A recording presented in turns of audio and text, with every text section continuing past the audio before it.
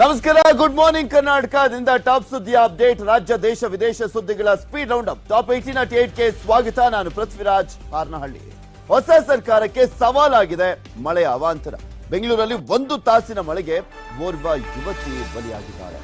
ಒಂದೇ ತಾಸಿನಲ್ಲಿ ಬೆಂಗಳೂರಲ್ಲಿ 6.6 ಸೆಂಟಿಮೀಟರ್ ಮಳೆ ಸುರಿದಿರುವಂತದ್ದು. ರಾಜ್ಯದಾದ್ಯಂತ ಮಳೆಗೆ 6 ಜನ ನಿನ್ನೆ ಸಾವನ್ನಪ್ಪಿದ್ದಾರೆ. ಮೈಸೂರು, ಧಾರವಾಡ, ಕೊಪ್ಪಳದಲ್ಲಿ ಭಾರಿ ಅನಾಹುತ ಸಂಭವಿಸಿತು. ಬೆಂಗಳೂರು ಸೇರಿದಂತೆ 12ಕ್ಕೂ ಹೆಚ್ಚು ಜಿಲ್ಲೆಗಳಲ್ಲಿ ಭಾರಿ ಮಳೆ ಸುರಿದಿದೆ. ಅಂದ್ರೆ ಅರ್ಧ ಕರ್ನಾಟಕದಲ್ಲಿ ಧಾರಾಕಾರವಾಗಿ ಮಳೆ ಸುರಿತು ನಿನ್ನೆ. ಇದು ನಿರಂತರವಾಗಿ ಮಳೆ ಸುರಿದಂತ ಹಿನ್ನೆಲೆಯಲ್ಲಿ ಸಾಕಷ್ಟು ಕಡೆ ಅವಾಂತರಗಳು ಸೃಷ್ಟಿಯಾಗೋದ್ರ ಜೊತೆಗೆ 6 ಜನ ಸಾವನ್ನಪ್ಪಿದ್ದಾರೆ. ಬೆಂಗಳೂರು ಸೇರಿದಂತೆ ಉಳಿದಂತೆ 5 ಜಿಲ್ಲೆಗಳಲ್ಲಿ ಸಿಡಿಲು ಬಡಿದು ಎಲ್ಲ ಸಾವನ್ನಪ್ಪಿರುವಂಥದ್ದು.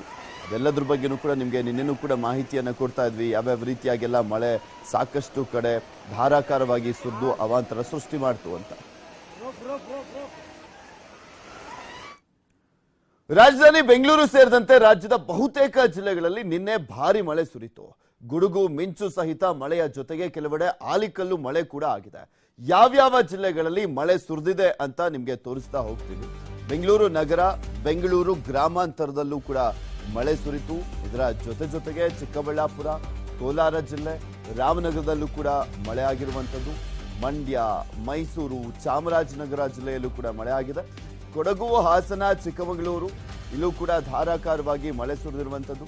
ಚಿತ್ರದುರ್ಗ, ದಾವಣಗೆರೆ, ಹಾವೇರಿಯಲ್ಲೂ ಕೂಡ ಧಾರಾಕಾರವಾಗಿ ಮಳೆ ಸುರಿದಿದೆ. ಧಾರವಾಡ, ಗದಗ, ಕೊಪ್ಪಳ, ಬಳ್ಳಾರಿ ಟೋಟಲ್ ಆಗಿ ಹತ್ತಿರ 15ಕ್ಕೂ ಹೆಚ್ಚು ಜಿಲ್ಲೆಗಳಲ್ಲಿ ಮಳೆ ಸುರಿದಿದೆ.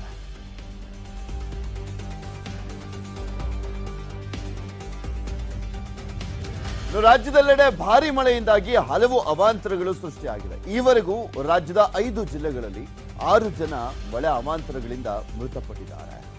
ಎಲ್ಲಿ ಎಷ್ಟು ಸಾವಾಯಿತು ಅನ್ನುವಂಥದ್ರ ಬಗ್ಗೆ ನಿಮಗೆ ಹೇಳ್ತಾ ಹೋಗ್ತೀನಿ. ಬೆಂಗಳೂರು ನಗರ ಅಂಡರ್ ಪಾಸ್ನಲ್ಲಿ ಮುಳುಗಿ ಭಾನುರೇಖಾ 23 ವರ್ಷ ಅವರು ಸಾವನ್ನಪ್ಪಿದ್ರು. ಚಿಕ್ಕಮಗಳೂರಿನಲ್ಲಿ ಸ್ಕೂಟಿ ಮೇಲೆ ಮರ ಬಿದ್ದು ವೇಣುಗೋಪಾಲ್ 45 ವರ್ಷ ಸಾವನ್ನಪ್ಪಿದ್ದಾರೆ. ಹುಬ್ಬಳ್ಳಿಯಲ್ಲಿ ಸಿಡಿಲು ಬಡಿದು ಮಲ್ಲಿಕಾರ್ಜುನ 38 ವರ್ಷ ಸಾವನ್ನಪ್ಪಿದ್ರು. ಮೈಸೂರಿನಲ್ಲಿ ಸಿಡಿಲು ಬಡಿದು ಹರೀಶ್ 40 ವರ್ಷ ಸಾವನ್ನಪ್ಪಿದ್ರು. ಮೈಸೂರಿನಲ್ಲೇ ಸಿಡಿಲು ಬಡಿದು ಲೋಕೇಶ್ ಎಂಬುವರು ಕೂಡ ಸಾವನ್ನಪ್ಪಿದ್ರು. ಕೊಪ್ಪಳದಲ್ಲಿ ಸಿಡಿಲು ಬಡಿದು ದೊಡ್ಡನಗೌಡರು, ಮೇಟಿ ಸಾವನ್ನಪ್ಪಿರುವಂಥದ್ದು. ಟೋಟಲ್ ಆಗಿ 5 ಜಿಲ್ಲೆಯಲ್ಲಿ 6 ಜನ ಸಾವನ್ನಪ್ಪಿದ್ದಾರೆ. ನಿನ್ನೆ ಒಂದೇ ದಿನ ಸುರಿದಂತ ಮಳೆಯಿಂದಾಗಿ. ಅದರಲ್ಲಿ ಒಂದು 4 ಜನ ಸಿಡಿಲು ಬಡದೆ ಸಾವನ್ನಪ್ಪಿದ್ದಾರೆ.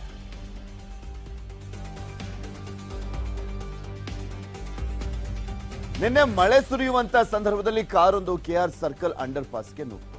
ಈ ಸಂದರ್ಭದಲ್ಲಿ ಅಂಡರ್ ಪಾಸ್ನಲ್ಲಿ ನೀರು ತುಂಬಿಕೊಂಡಿದ್ದಂತ ಹಿನ್ನೆಲೆಯಲ್ಲಿ ಕಾರು ನೀರಿನಲ್ಲಿ ಸಿಕ್ಕಾಕೊಂಡ್ಬಿಟ್ಟಿದೆ. ಕಾರ್ನಲ್ಲಿದ್ದಂತ 23 ವರ್ಷದ ಇನ್ಫೋಸಿಸ್ ಉದ್ಯೋಗಿ ಆಂಧ್ರ ಮೂಲದ ಭಾನುರೇಖಾ ಎಂಬುವರು ನೀರಿನಲ್ಲಿ ಸಿಲುಕಿ ಸಾವನ್ನಪ್ಪಿದ್ರು. ಜೊತೆಗಿದ್ದಂತ ಭಾನುರೇಖಾರ 5 ಜನ ಸಂಬಂಧಿಕರನ್ನ ರಕ್ಷಣೆ ಮಾಡಲಾಯಿತು. ಭಾನುರೇಖಾ ಅವರನ್ನು ಕೂಡ ರಕ್ಷಿಸಿ ಆಸ್ಪತ್ರೆಗೆ ಸೇರಿಸಲಾಗಿತ್ತು. ಆದರೆ ಚಿಕಿತ್ಸೆ ಫಲಕಾರಿಯಾಗಿದೆ. ಭಾನುಪ್ರಿಯಾ ಮೃತಪಟ್ಟಿದ್ದಾರೆ. ಸಂಬಂಧಿಕರು ಚಿಕಿತ್ಸೆ ವಿಳಂಬದ ಆರೋಪವನ್ನ ಮಾಡಿದ್ದಾರೆ. ಭಾನುರೇಖಾ ಸಾವಿನ ಸಂಬಂಧ ಹಲಸೂರು ಗೇಟ್ ಪೊಲೀಸ್ ಠಾಣೆಯಲ್ಲಿ ಬಿಬಿಎಂಪಿ ಅಧಿಕಾರಿಗಳ ವಿರುದ್ಧ ಮೃತರ ಸಹೋದರ ಸಂದೀಪ್ ಕೇಸನ್ನು ದಾಖಲು ಮಾಡಿದ್ದಾರೆ.